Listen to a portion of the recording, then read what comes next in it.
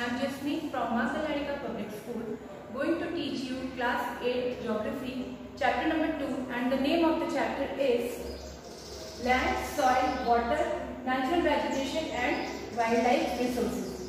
Students, I already told you about the first topic and the second topic, that was land and soil. What was land?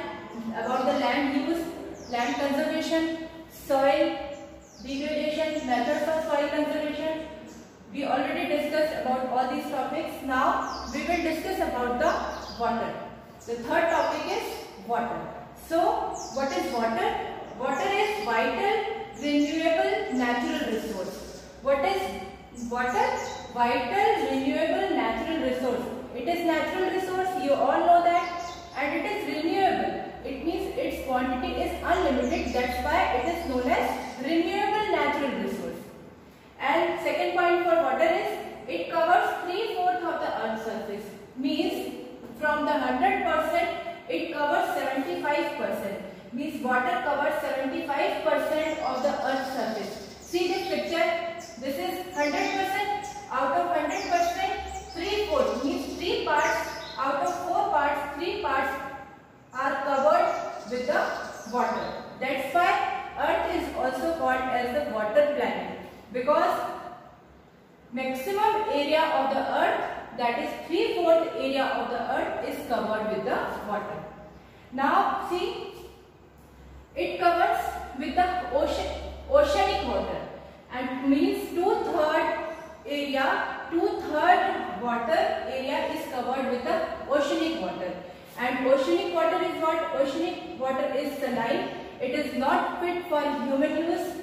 Humans not fit for human consumption, and it supports the plant and animal life. And the next point is fresh water. It means the whole availability of water on the earth, out of which is 97.3% of the water is oceanic water.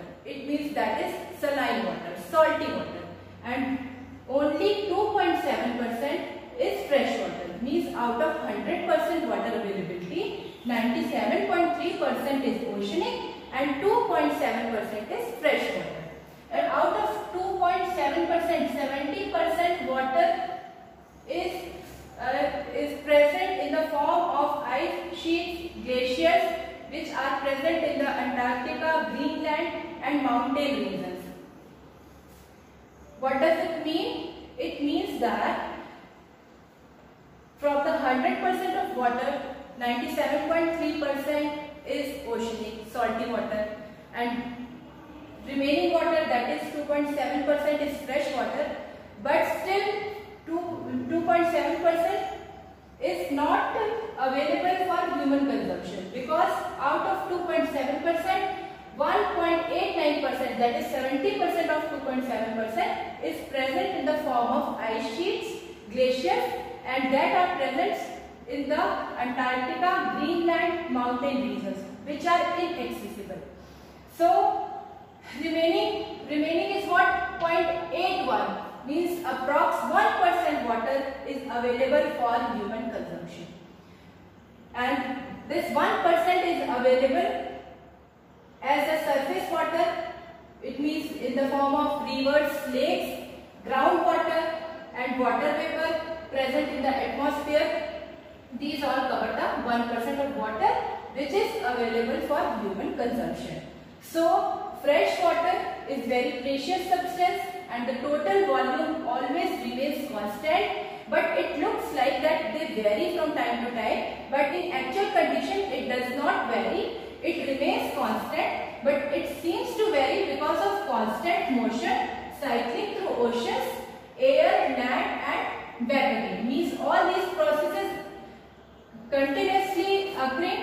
Evaporation, precipitation, runoff. What is evaporation? Evaporation is vaporization, and precipitation is rainfall and falling in the form of snow. All these things in the earth covered in precipitation. Runoff means water flow. All these happens, and just because of these processes, it looks like that volume of water is continuously changing, seems to vary, but in actual practice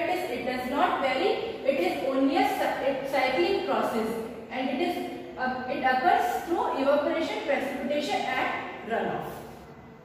See students, abundance of water seems in constant motion because of its cycling through the air, the land, the oceans, and then come back again on the land. And these all things are happen due to evaporation, precipitation and runoff, and all these is known as water cycle. Now I will tell you about some more points about the water. That is, as you all know that population is growing rapidly, and due to increasing growing population, it leads to excessive use of water. It leads to huge amount of water use, like for drinking, washing, production, agriculture, industries, generating electricity and many more. And because of all these things, water is drying up and somewhere water got polluted.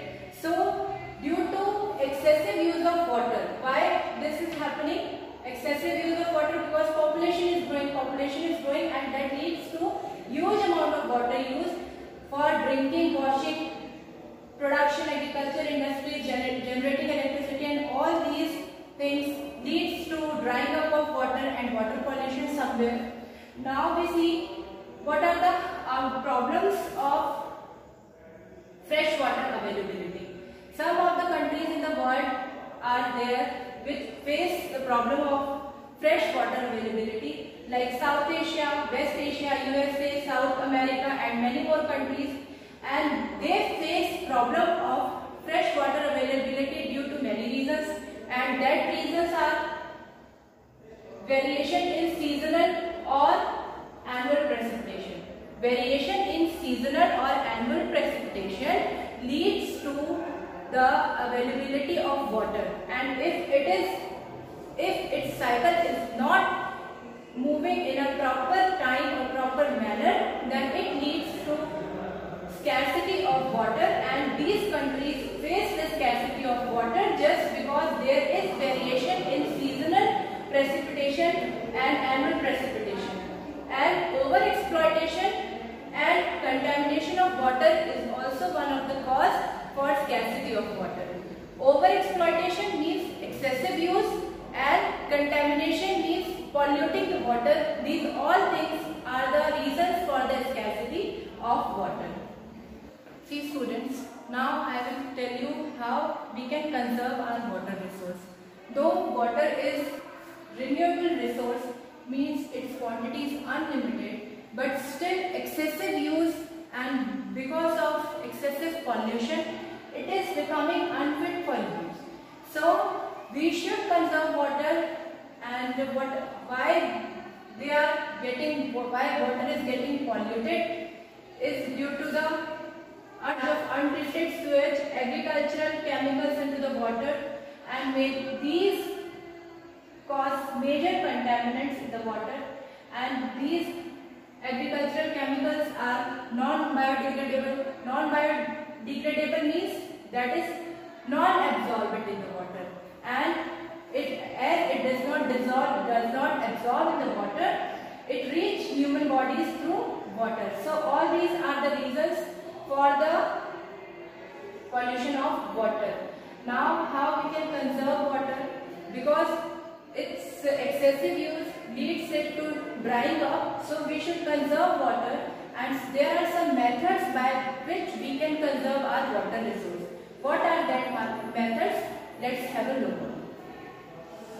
See, forest and vegetation cover. This is one of the common methods by which we can conserve our water. For conserving water, we have to plant maximum trees and vegetation cover. All these things conserve our water resource. Next point is water harvesting. What is water harvesting? Water harvesting is collecting water, like rainwater collected on the roof of your home should be collected in water tank.